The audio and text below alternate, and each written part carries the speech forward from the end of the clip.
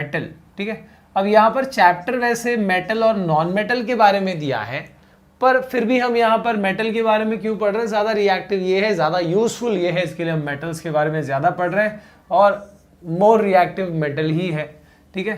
तो सबसे पहले हम देखेंगे वाटर के साथ में कि भाई मेटल्स वाटर के साथ में कैसे रिएक्ट करते हैं, ओके, करते हैं भी कि नहीं करते हैं। सो ऑब्वियसली करते हैं। एक जनरल रिएक्शन अगर लिखूँ मैं यहाँ पर, तो ऐसा है कि मेटल जब वाटर से रिएक्ट करता है तो यहाँ पर if I write it this as H2O, ठीक है, तो क्या फॉर्म होएगा, सबसे पहले फॉर्म होता है metal oxide plus hydrogen gas form होता है, ओके। और ये जो मेटल ऑक्साइड है, ऐसा नहीं कि रिएक्शन यहाँ पर स्टॉप हो जाता है, इसमें एक और रिएक्शन अब कैरी होता है।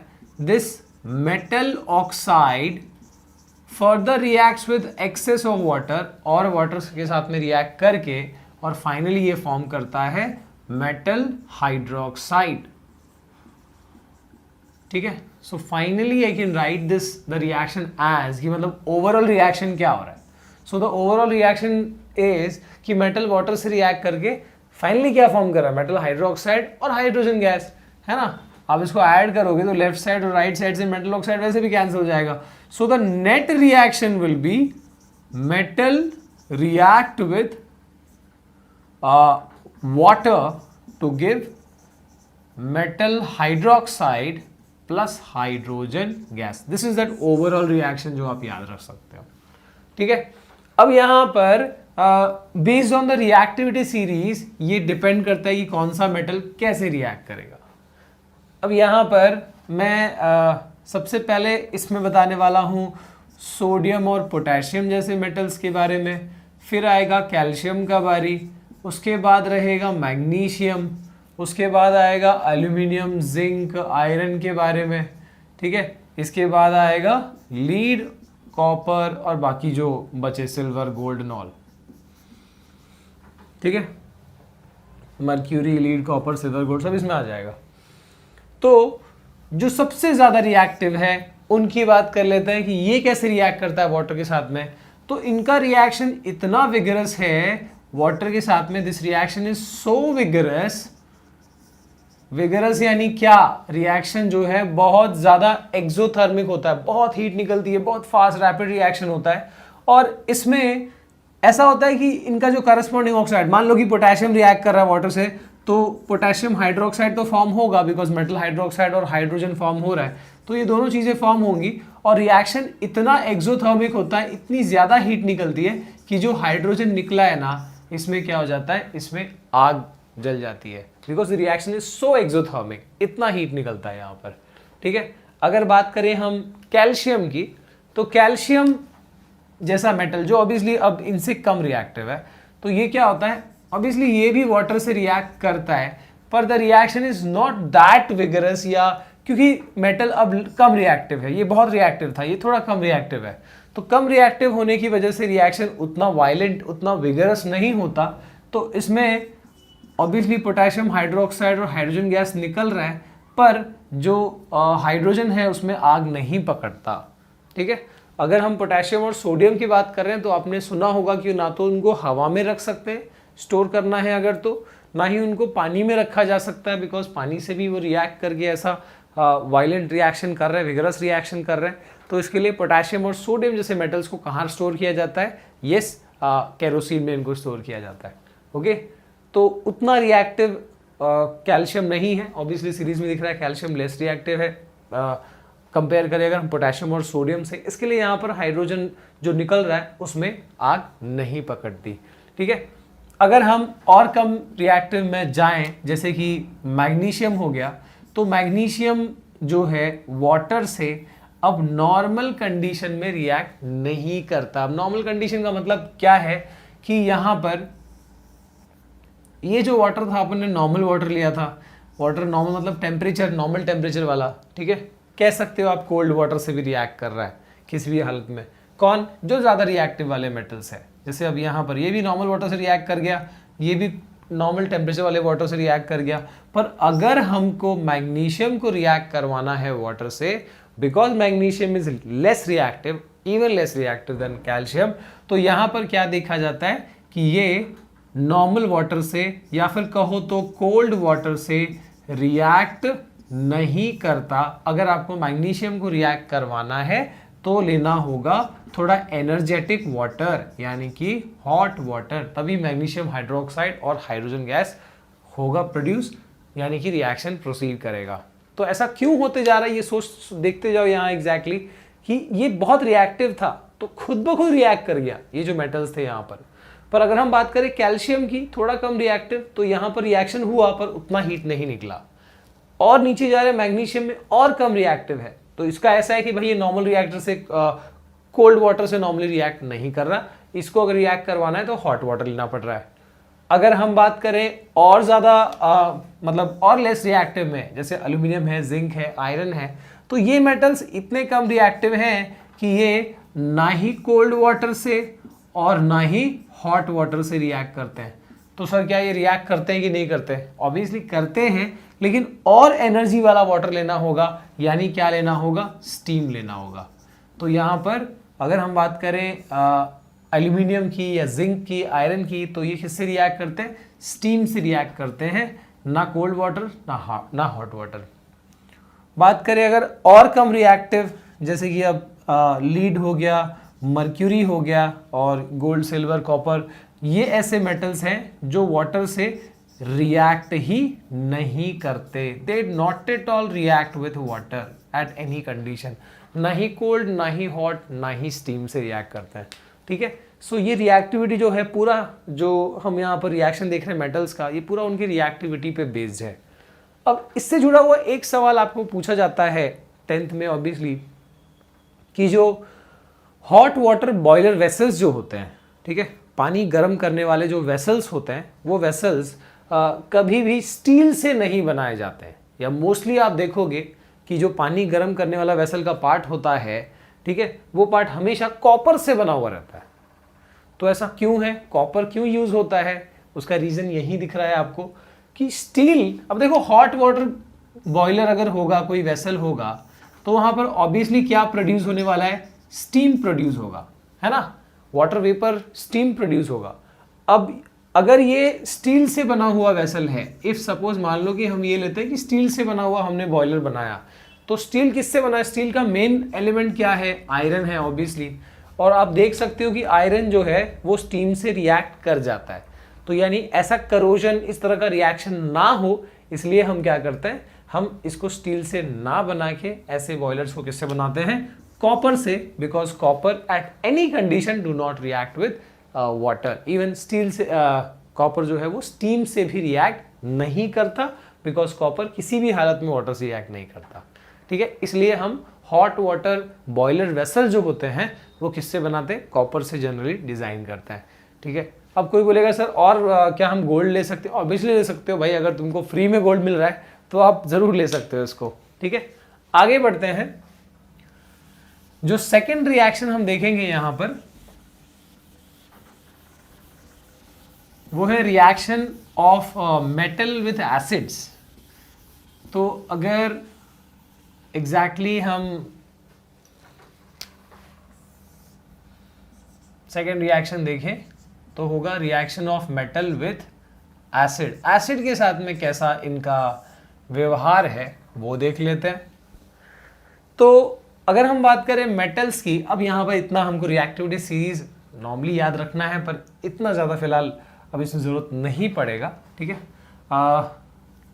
मेटल जब एसिड से रिएक्ट करता है तो नॉर्मली क्या होता है? देखो, metal plus acid gives salt, उस मेटल का सॉल्ट बनेगा और साथ में हाइड्रोजन गैस प्रोड्यूस होगा।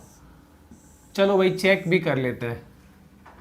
Suppose I am taking zinc और उसको मैं हाइड्रोक्लोरिक एसिड से रिएक्ट कर रहा हूं, तो ये फॉर्म करता है zinc chloride plus hydrogen gas is produced. अगर हम बात करें zinc reacting with concentrated H2SO4, concentrated condition में ले रहे हैं हम यहाँ पर, ठीक है, it is forming ZnSO4 zinc sulphate plus hydrogen. देख सकते हो यहां पर वही हो रहा है, सॉल्ट फॉर्म होते जा रहे हैं करस्पॉन्डिंग और हाइड्रोजन गैस प्रोड्यूस होता जा रहा है। ठीक है, काफी कंडीशंस में बेस से भी रिएक्शन हो जाता है, मेटल्स का बेस से भी। Metal plus base again gives, उसमें भी सॉल्ट प्लस हाइड्रोजन रिएक्शन मतलब फॉर्म होता है। पर यहाँ पे क्या होता है कि यहाँ पे सारे रिएक्शन पॉसिबल नहीं है मेटल्स और बेस के। ठीक है, सारे मेटल्स या सारे बेसिस का आपस में रिएक्शन जो है वो उतना पॉसिबल नहीं हो पाता जितना फ्रीक्वेंटली एसिड और मेटल का रिएक्शन है।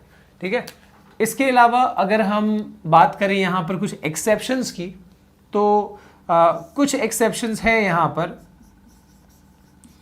जैसे अगर ये एसिड जो हमने हाइड्रोक्लोरिक या सल्फ्यूरिक लिया, अगर ये एसिड आपने नाइट्रिक एसिड लिया, तो वहां पर क्या होता है ना, वहां पर सॉल्ट तो फॉर्म होगा पर हाइड्रोजन की जगह उसमें वाटर फॉर्म होता है।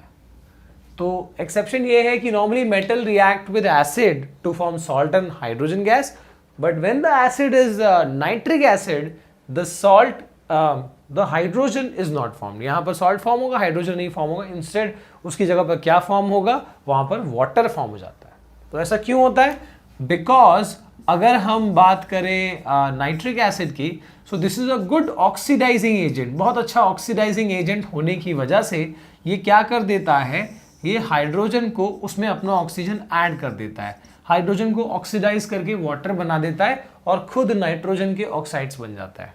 ठीक है, इस चीज को समझो कि being a good oxidising agent, this nitric acid oxidises the hydrogen produce. वहां भी हाइड्रोजन फॉर्म हुआ था, लेकिन उसको उसने ऑक्सीडाइज करके और उसको वाटर बना दिया और खुद NO2 NO3 बन जाता है। ठीक है, और अब इसमें भी एक एक्सेप्शन है, कमाल है, एक्सेप्शन के अंदर भी एक एक्सेप्शन है। क्या एक्सेप्शन है? कि अगर आप नाइट्रिक एसिड ही ले रहे हो ठीक है, लेकिन अगर इसकी जगह आपने गलती से इसके साथ जो मेटल है अगर आपने Mn या फिर Mg ले लिया, देखो दोनों M से शुरू हो रहे हैं, मैंगनीज या फिर मैग्नीशियम ले लिया, तो यहां पर क्या होता है कि एग्जैक्टली जो वाटर फॉर्म हो रहा था ना वो नहीं फॉर्म होगा, उसमें हाइड्रोजन ही फॉर्म होगा। तो ये चीज़ आप याद रखो, ये ऐसी चीज़ें जो कोने कोने में से होती है बुक के, वो ज़्यादा इंपॉर्टेंटली आपको पता होनी चाहिए। देखो यहाँ पर एक्सेप्शन के अंदर भी एक्सेप्शन है। शुरू से यहाँ पर देखें, metal reacting with acid to give salt and hydrogen normally, but if that acid is nitric acid, अगर वो नाइट्रिक एसिड है तो हाइड्रोजन जो है उसको ऑक्सीडाइज कर दिया जाएगा इनटू वाटर। कौन करेगा? Nitric acid. लेकिन इसका भी एक सवाशेर है। कौन है? देखो, जो मेटल अगर नाइट्रिक एसिड ने गलती से मेटल मैंगनीज या मैग्नीशियम ले लिया तो उसकी भी खैर नहीं, तो वो ऑक्सीडाइज भी नहीं कर पाएगा और वहां पर वाटर ही फॉर्म होगा, सॉरी हाइड्रोजन ही फॉर्म होगा। ओके, तो यहां पर हमने एग्जैक्टली देख लिया मेटल का रिएक्शन विथ एसिड। अब बात करते हैं नेक्स्ट, एक ऐसा रिएक्शन जो हमने 8th में भी पढ़ा हुआ है, and that is more about displacement reaction. First chapter में भी था भाई। ठीक है, व्हाट इज दैट? कौन सा डिस्प्लेसमेंट रिएक्शन की बात कर रहा हूं? अरे भाई जो होता है, सपोज कि हमने लिया एक metal which is more reactive जैसे zinc, and we are reacting with copper sulphate, तो क्या फॉर्म होएगा? जिंक सल्फेट फॉर्म होगा, ZnSO4 फॉर्म होगा, plus copper will be deposited. तो यहां पर ऐसे रिएक्शन को क्या कहते हैं? ऐसे रिएक्शन को डिस्प्लेसमेंट रिएक्शन कहा जाता है। ठीक है, zinc reacting with copper sulphate to form zinc sulphate along with copper. अब यहां पर ये कैसे हो पाया है? हमने जो यहां पर जिंक लिया है, दिस इज मोर रिएक्टिव। ये क्या है? ये ज्यादा रिएक्टिव है कंपेयर टू जो हमने अंदर मेटल लिया है, दिस इज लेस रिएक्टिव। तो जब भी ऐसा होगा तो रिएक्शन प्रोसीड करेगा, और ऐसे रिएक्शन को हम कहते हैं डिस्प्लेसमेंट रिएक्शन। ये वाला मेटल इसको डिस्प्लेस कर पा रहा है, ठीक है, क्योंकि zinc is more reactive than copper.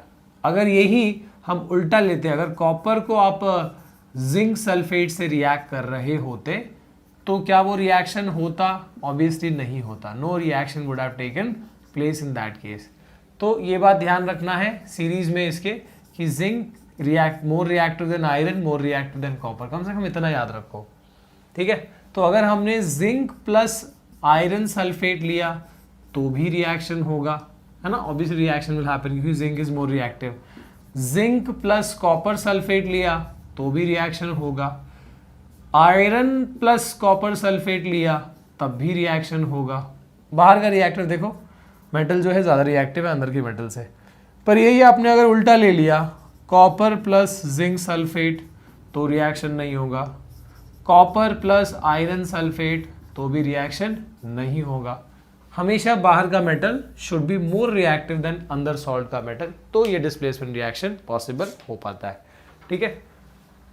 Moving ahead, displacement reaction हो गया, एसिड के साथ रिएक्शन हो गया मेटल का, वाटर के साथ हो गया।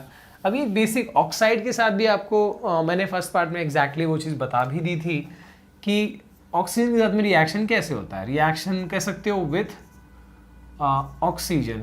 नॉर्मली अगर हम मेटल्स को जलाएं, इनफैक्ट ये दोनों मेटल्स नॉन मेटल्स के लिए ऑलमोस्ट सेम बिहेवियर है, react with oxygen to form metal oxide, ठीक है। जैसे सोडियम रिएक्ट कर गया ऑक्सीजन से, forms sodium oxide, potassium react कर गया पोटेशियम ऑक्साइड, कैल्शियम रिएक्ट कर गया कैल्शियम ऑक्साइड। और इन सभी मेटल ऑक्साइड्स का नेचर कैसा होता है, बेसिक होता है, except aluminium oxide, zinc oxide जो कैसे होते हैं, एम्फोटेरिक होते हैं, ठीक है। सो जो नॉर्मली मेटल ऑक्साइड्स बन रहे हैं they are all basic in nature. क्या मतलब है बेसिक का, इनको पानी में मिला के टेस्ट कर लो, जैसे ही पानी में मिलाओगे ये बन जाएगा सोडियम हाइड्रोक्साइड और ये बन जाएगा पोटेशियम हाइड्रोक्साइड, ठीक है। अगर हम बात करें एल्यूमिनियम ऑक्साइड की या जिंक ऑक्साइड की तो ये लोग कैसे होते हैं, दे आर एम्फोटेरिक। एम्फोटेरिक का मतलब क्या, मतलब एसिडिक भी और बेसिक भी। Sometime they act as acid, sometime they act as base, exception में आता है मेटल ऑक्साइड्स के, ठीक है। अगर इसको आप एसिड से, स्ट्रॉन्ग एसिड से रिएक्ट करो तो ये कैसे बिहेव करेंगे, ये बेस की तरह बिहेव करेंगे। मतलब एसिड और बेस क्या फॉर्म करता है, कौन सा रिएक्शन होता है, न्यूट्रलाइजेशन। तो ये न्यूट्रलाइजेशन रिएक्शन करेंगे, इसमें सॉल्ट और वाटर फॉर्म होगा, ठीक है। आपको इसका एक रिएक्शन दिया हुआ है, कौन सा एसिड, HCl के साथ में, it forms AlCl3 along with water. तो यानी in front of strong acid they behave as a base. और यही एल्यूमिनियम ऑक्साइड अगर सामने आपने एक स्ट्रॉन्ग बेस ले लिया तो वहां पर ये क्या फॉर्म करेंगे, वहां पर ये अगेन न्यूट्रलाइजेशन करेंगे, सॉल्ट और वाटर फॉर्म कराएंगे। और आपको जो रिएक्शन दिया है वो एक स्ट्रॉन्ग बेस NaOH के साथ दिया हुआ है कि इसको NaOH के साथ रिएक्ट करोगे तो कौन सा वाला सॉल्ट बनेगा, NaAlO2 प्लस वाटर। तो यानी normally all metal oxides are basic in nature except some metal oxides like aluminum oxide, zinc oxide, they are amphoteric in nature। amphoteric का मतलब कभी कभी वो बेस की तरह बिहेव करते हैं और कभी कभी वो एसिड की तरह बिहेव करते हैं। बेस की तरह कब बिहेव करते हैं, जब सामने कोई स्ट्रॉन्ग एसिड पड़ेगा तो न्यूट्रलाइजेशन कर देंगे, वहां पर वो बेस की तरह बिहेव करेंगे।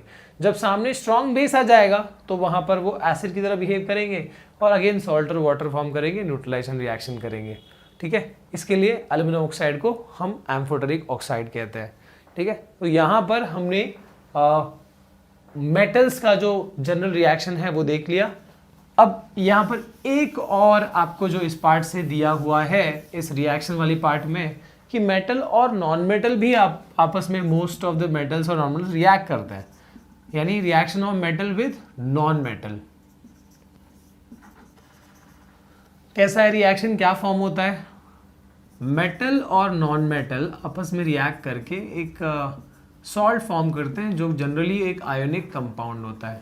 सर एग्जांपल दो, एग्जांपल ले लो भाई, जैसे सोडियम लिया हमने और इसको रिएक्ट कराया क्लोरीन से, क्या फॉर्म होएगा, NaCl फॉर्म होगा, राइट। तो ऐसे वाले केस में ये जो NaCl है ये कौन सा वाला ऑक्साइड है, ऑब्वियसली सॉरी कौन सा वाला कंपाउंड है, दिस इज आयोनिक कंपाउंड।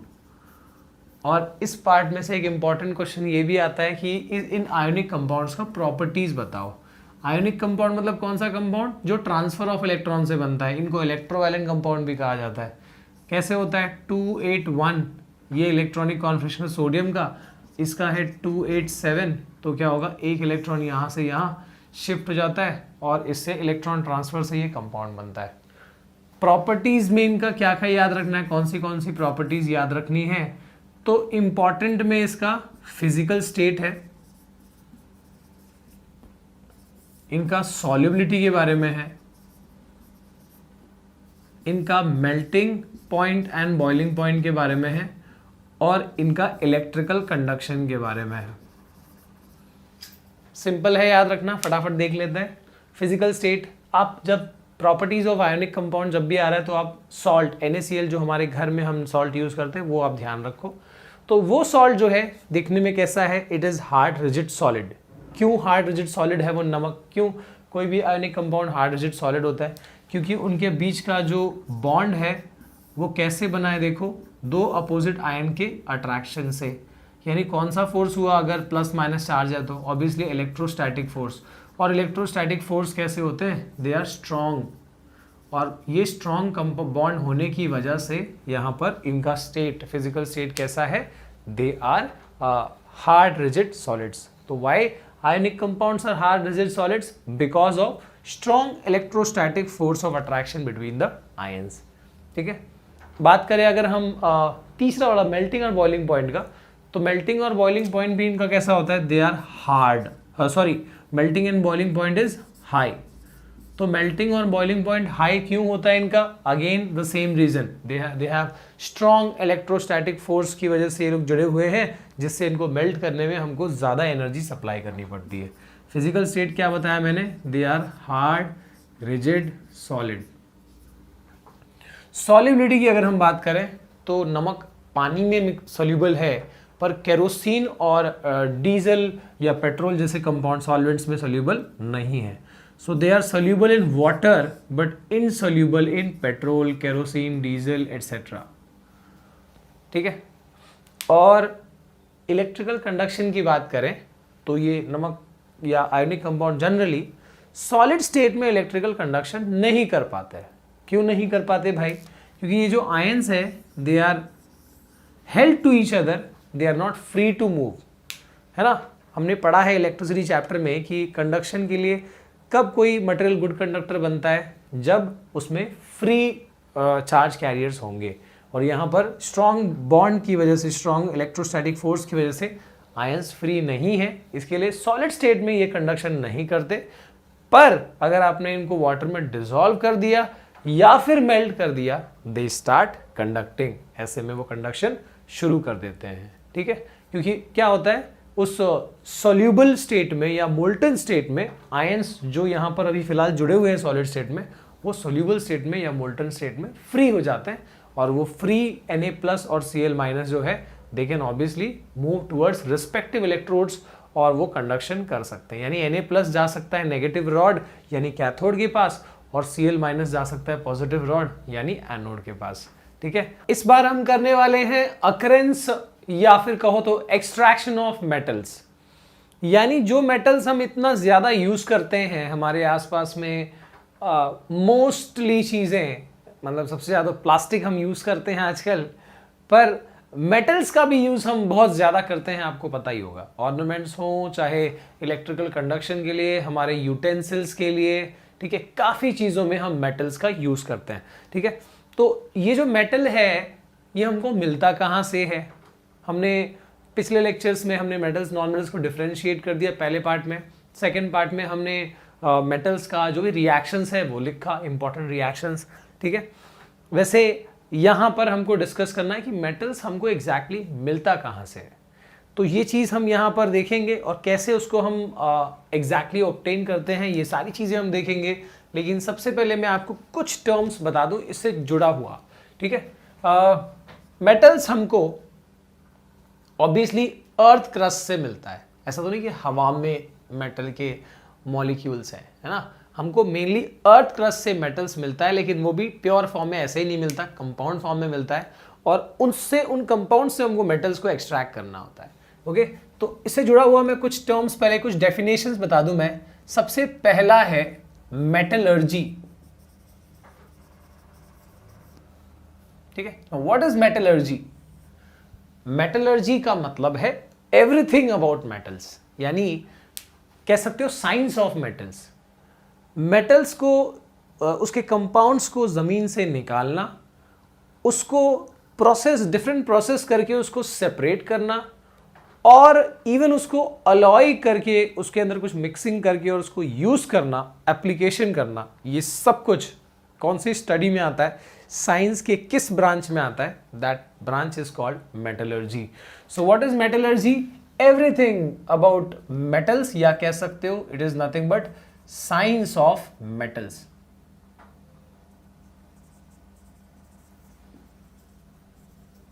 ठीक है, इसमें सब कुछ आता है, extraction, alloying, application, everything about metal is called metallurgy. दूसरा है minerals.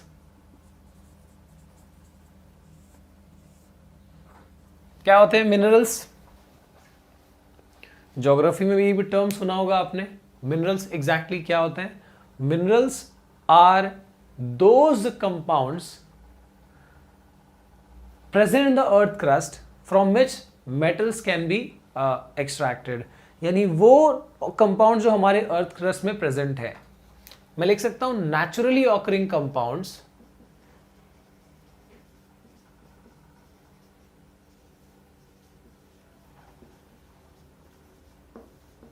present in earth crust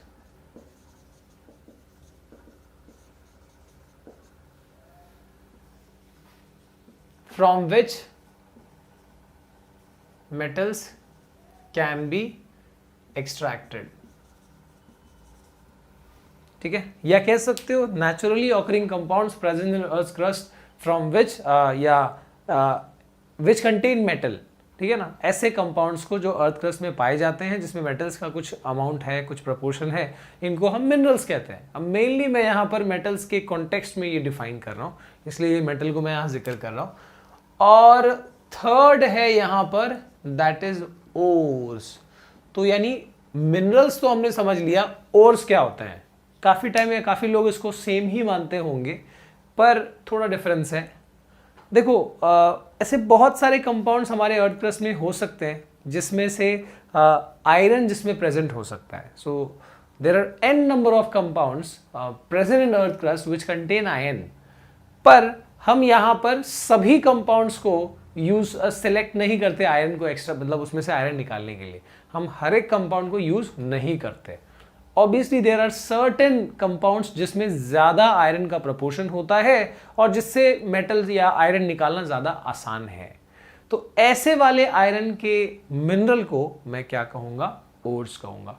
तो यानी in general ores are those minerals from which metals can be extracted easily and profitably। ये दोनों चीजें बहुत इंपॉर्टेंट है कि भाई मिनरल जो है, बहुत सारे कंपाउंड्स हो सकते हैं मेटल के, किसी गिवन मेटल के, पर सारे कंपाउंड्स को यूज सेलेक्ट नहीं किया जाता फॉर एक्सट्रैक्शन ऑफ मेटल। ठीक है, वहां पर कुछ कंपाउंड्स ऐसे हैं जिससे मेटल्स का एक्सट्रैक्शन आसान भी है और किफायती भी है। ऐसे वाले मिनरल को ही हम क्या कहते हैं? हम ओर्स कहते हैं। So ores are those minerals